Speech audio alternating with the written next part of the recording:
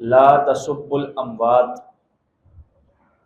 مردوں کو برا بلا مت کہو یا گالی مت دو، فإنہم قد افضوا الی ما قدموا، کہ بے شک جو انہوں نے کیا ہے اس کو انہوں نے اب پا لیا ہے۔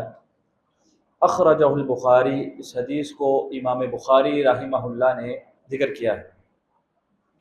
یہ حدیث بظاہر بہت چھوٹی سی ہے، لیکن ہر دور میں انسانوں میں ایک غفلت اور کمی پائی جاتی ہے، اور وہ یہ ہے کہ لوگوں کو اپنے ڈسکشن میں شامل کرنا۔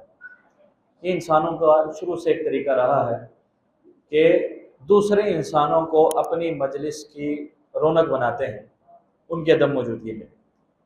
تو پہلے ہم غیبت کے متعلق پڑھ آئے ہیں کہ جس شخص میں جو بیماری پائی جاتی ہے، کوئی گناہ پایا جاتا ہے، کوئی عیب پایا جاتا ہے، وہ ذکر کرنا غیبت ہے، اور وہ مردہ بھائی کا گوشت کھانے کے مترادف، وہ زندہ کے معاملے۔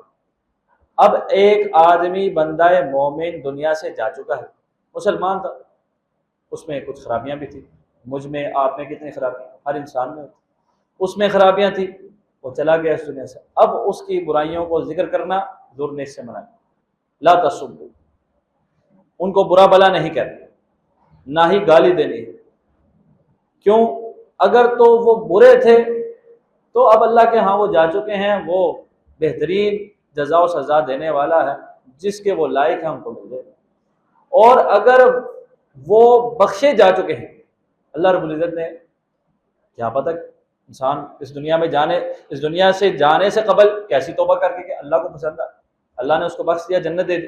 اب ایک جنتی شخص کے بارے میں برا بلا کہا جا رہا ہے تو یہ بھی بری بات ہے، اور اس کا زندوں کے اوپر اثر کیا ہوگا؟ اب جس کو برا بلا کہا جا رہا ہے اس سے محبت کرنے والے بھی تو کئی ہوں گے۔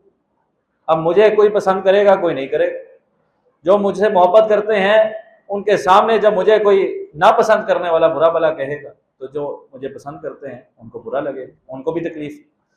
تو میت کو بھی تکلیف ہے، اور اس کے عزیزوں کو بھی تکلیف ہے، اس کے پیاروں کو بھی تکلیف ہے، اور اللہ کے ہاں وہ عزیز ہے تو یہ اپنے لیے بربادی سمیٹ رہا ہے۔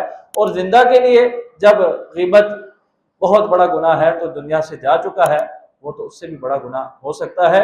اس لیے اس بیماری سے ہمیں بچ جانا چاہیے، بلکہ انتم شہداء اللہ فی الارض، تم زمین میں اللہ کے گواہ ہو۔ اچھی باتیں یاد کرو، اذکروا محاسن امواتکم، حضور کا فرمان ہے کہ اپنے مردوں کی اچھائیاں یاد کرو۔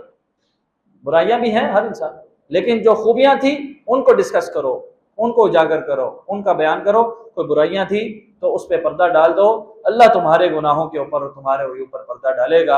اللہ رب سے دعا ہے اللہ رب العزت ہمارے اقوال و افعال کی اصلاح فرمائے۔ اللہ رب العزت ہمیں اس دنیا سے لے کے جائے تو اللہ ہم سے راضی ہو، ہم اللہ سے راضی ہوں، جنتوں کے وارث ہوں، جہنم میں جانے والے نہ ہوں۔ وما توفیقی الا باللہ، علیہ توکلت و الیہ